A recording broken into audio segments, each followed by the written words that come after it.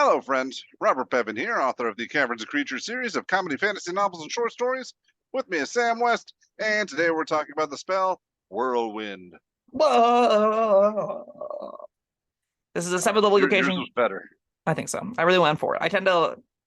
Of the two of us, I commit harder to the bit. Oh, absolutely. This is a 7th level evocation out of Xanathar's Guide to Everything. It might have been printed in Elemental Evil Player's Companion. Maybe? I don't remember. Cast out of an action, range 300 feet, viral material components, a piece of straw. Cute. Correct. Duration concentration up to 1 minute. A whirlwind howls down to a point on the ground you specify. The whirlwind is a 10-foot radius, 30-foot high cylinder centered on that point. Until the spell ends, you can use your action, Bummer, to move the whirlwind up to 30 feet in any direction along the ground. The whirlwind sucks up medium or smaller objects that aren't secured to anything and aren't being water carried. Now, that's very fun. The creature must make a dex saving throw on the first time on a turn that it enters the whirlwind or that the whirlwind enters its space, including when the whirlwind first appears.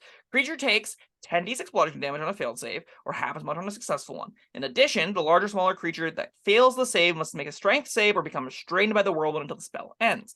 When a creature starts its turn restrained by the whirlwind, the creature is pulled 5 feet higher inside it unless the creature is at the top.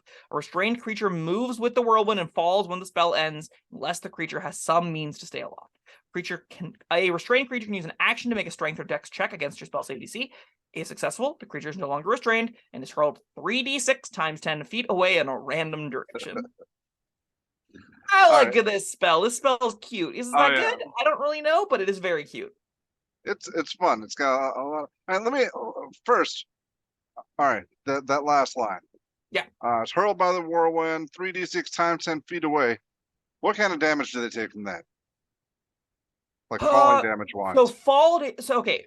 I believe fall damage will only happen whenever you fall vertically. I don't believe being thrown deals any damage. But so it would depend on how high up the whirlwind they would be at that point? Okay. At most, taking 3d6 damage, potentially from the 30-foot drop. If you fall just 10 feet, you're taking no damage. If you fall 20 feet, you take 2d6 damage. Right. So. Okay. But, I mean, like, there will definitely be a lot of tables where you are hurled into a wall from a whirlwind and take fall damage based off the distance total traveled. So, like, let's say you roll 7 on the 3d6, which is very low. It would be more like 11. You'd be thrown 110 feet in a direction, and I'd argue if you collide with something before you reach that 110 feet, you just take that much fall damage. Is that seems like reasonable rules to me? Written? No, that's how I can imagine people would run things. Some amount of, if you collide with stuff, you're probably going to take damage from it. Yeah. Okay, fair enough. Other things, all right. We'll get the casting time of an action. No, that's not what I was looking at. The moving the whirlwind takes an action. It only moves 30 feet too, so it's not that huge of a movement. Things can probably outpace this pretty easily. Yes, they could if that was their only goal. But if they're running at you and want to fight, then you could bring it up to them, but not quite to you, and suck them up in the whirlwind. Sure. Yeah. So that's very fun. I would I'd like, I'd love it if it was a bonus action and if it moved more than 30 feet, but as it stands, that's not a deal breaker for me. Yeah, I think this is going to pretty readily compare to things like Sunbeam, those effects that, like the investitures, you get an action, like super action, where you can like shoot beams of light or throw balls of fire or whatever. I think this is probably better than most of those are in that it affects multiple creatures. You can leave it in a spot and have it remain effective while you do other things if you need to. It is a really expensive cost, though. This is a 7th level spell.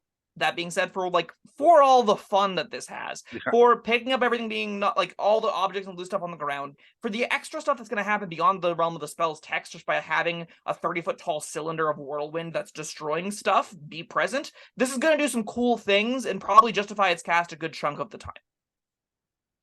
All right, damage. 10d6 bludgeoning damage on a failed save or half as much, yada yada. It's persistent. If it affects 2 or more creatures a turn, I'm pretty happy with it. Fireball does 8d6 upcast, is to a 7th level. It's, 11 is 4. 9 is 4, 10 is 5, 11 is 6, 12. So 12d6 damage for a fireball, and that's only instantaneous and once. So you don't need much for this to outdamage a fireball, but it does hit a lower area, and there are other caveats around that. But I think this is doing enough damage. For a minute, you can go scoop up other people Up to a minute. It does have yeah. the, you know, concentration caveat as well. Yeah. But I don't think it's going to be that difficult to get like 20d6 damage out of this and be like, that was great. I'm really happy that this is a good chunk of damage for my 7th level spell slot. And that's the fact, like, whenever we talk... And restraining. Yeah.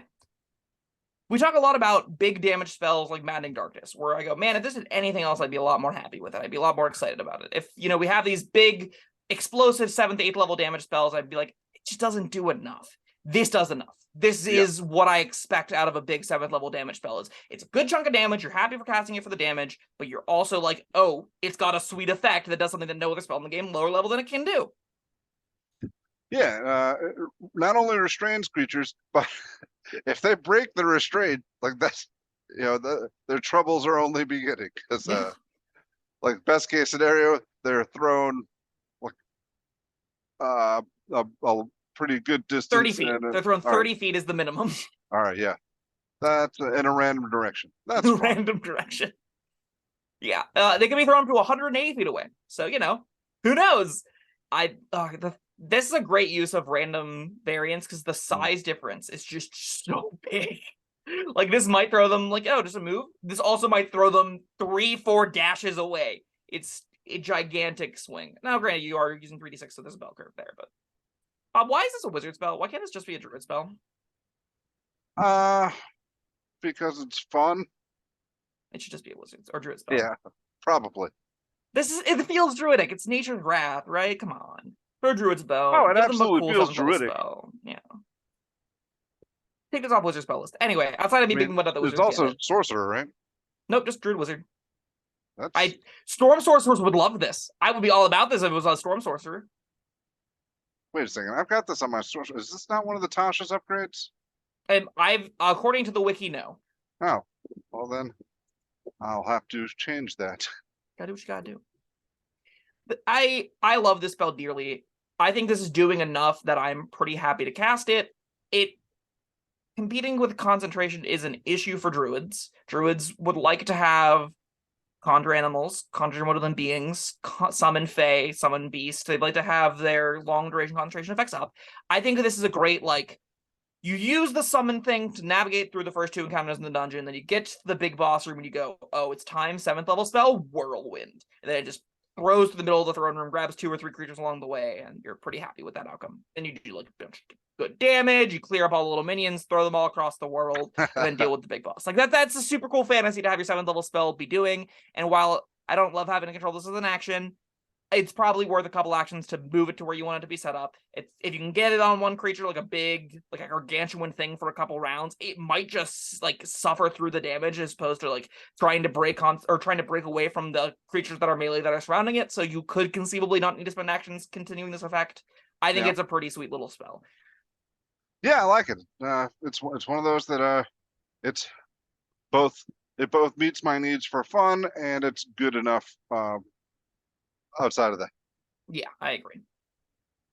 Which tends to be a rarity. It's like I like fun things that are completely impractical sometimes. I am a big sucker for bad spells. This is not one, I don't think. Yep.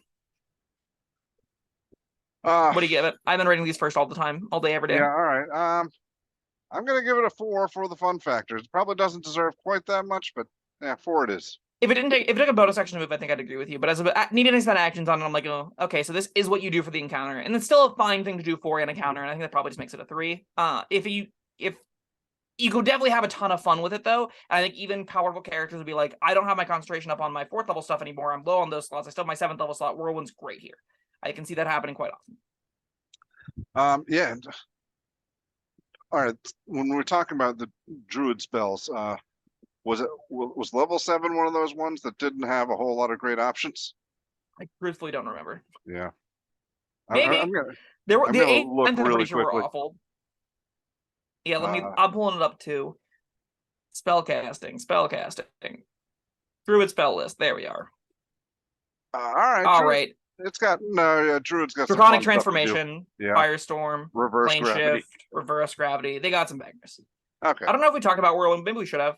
I probably put it over. No, I think we did, and yeah, that's we definitely did. Solid. Yeah, it's on my list. Spell. Yeah, that sounds right. Yeah. All right. I think it deserves it. This is a cool spell. Yeah, absolutely. All right, well, that was Whirlwind. Let us know what you think in the comments, and thank you for joining us. Thank you to Sam, and we'll see you next time. Bye-bye. Thank you for watching. If you found this helpful, informative, or entertaining, I'd really appreciate it if you hit the like button below. You needn't smash it, a gentle tap will suffice. If you want to see more videos like this, subscribe to the channel. And make sure you check out the links in the description, where you'll find my Caverns and Creatures series of comedy fantasy novels, Sam's full review of The Spell, and other fun things.